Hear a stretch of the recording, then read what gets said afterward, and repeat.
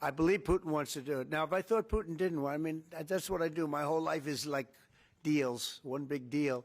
And if I thought that President Putin did not want to get this over with, I wouldn't even be talking about it.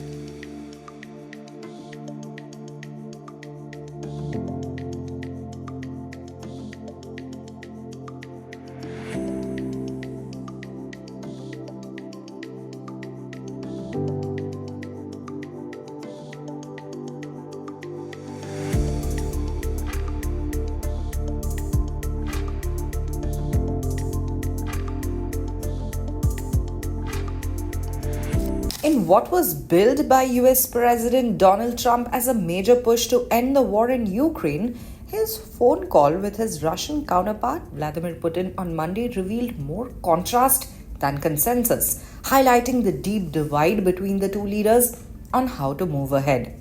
Speaking from the Oval Office, Trump described the 2-hour conversation as a pivotal moment, telling reporters, "I said, when are we going to end this, Vladimir? When are we going to end this bloodshed, this bloodbath?"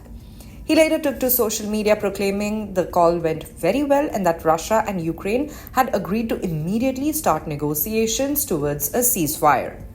But for Putin, the call seemed far less consequential. He dialed in from a school for gifted children in Sochi, taking time between tour stops.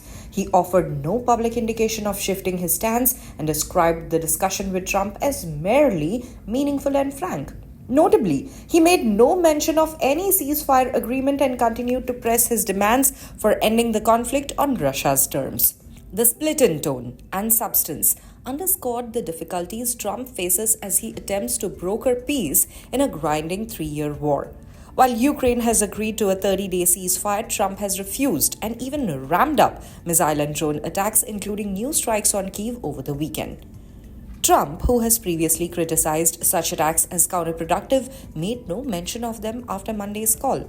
Despite the lack of breakthrough, Trump remained upbeat. He praised what he called an excellent tone and spirit during the call and suggested a peace deal was still possible. Before and after the call, Trump coordinated with European leaders, including Ukrainian President Volodymyr Zelensky, French President Emmanuel Macron, and British Prime Minister Keir Starmer. Zelensky later said that the US still needed to be pressured to agree to new sanctions if Russia remained unwilling to engage. The Ukrainian leader confirmed speaking with Trump both before and after his call with Putin. He said discussions are now underway on where to host the next round of peace talks with Turkey, Switzerland, and the Vatican under consideration. Trump said the Pope had expressed interest in hosting future negotiations.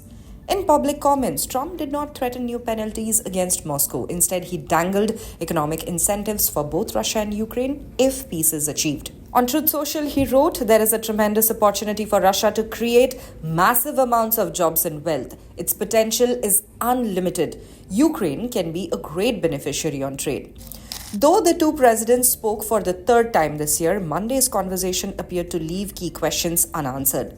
There was no mention of a future summit between the two leaders, and Trump seemed to step back from any direct mediating role, saying terms for a ceasefire would be negotiated between the two parties as it can only be. While Trump struck an optimistic tone, some eyes reportedly remain concerned Putin is simply buying time, stringing the US along without serious intent to compromise. Trump, for now, insists the Russian president wants peace. But until the missiles stop and the talks yield tangible results, the gap between rhetoric and reality remains wide. For more updates on the Russia-Ukraine ceasefire talks, stay tuned to the official YouTube channel of the Indian Express.